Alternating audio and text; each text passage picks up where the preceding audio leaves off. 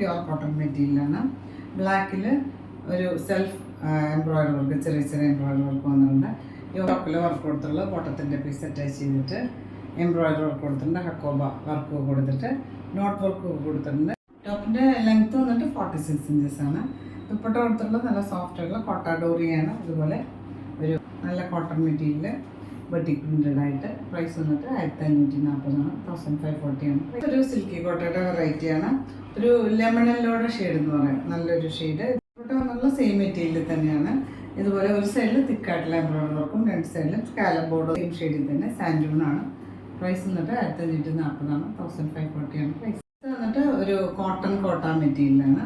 Dupatta same material തന്നെ ഇതുപോലെ hand block printed ആയിട്ടാണ് വന്നിട്ടുള്ളത്. രണ്ട് സൈഡ് ഇതുപോലെ ബാട്ടിക്കിൻ്റെ ബോർഡർ കൊടുത്തിട്ട് ഒരു ഓണിയൻ പിങ്കിലൊരു വൈൻ മിക്സ് ആയിട്ടുള്ള പോലത്തെ നല്ലൊരു ഷെയ്ഡ്. സെൻറ്റർ പാനൽ ഇതുപോലെ കൊടുക്കും, സൈഡിലേക്ക് ഇതുപോലെ പ്രിൻ്റ് തന്നെ കോട്ടൺ മെറ്റീരിയൽ. ഇതിന് ലൈനിങ് കൊടുത്തിട്ടുള്ളത് ഇതുപോലെ ഒരു സോഫ്റ്റ് ആയിട്ടുള്ള മെറ്റീരിയലാണ് ലൈനിങ് കൊടുത്തിട്ടുള്ളത്. പ്രൈസ് വന്നിട്ട് 1395 ആണ്, 1395 ആണ്.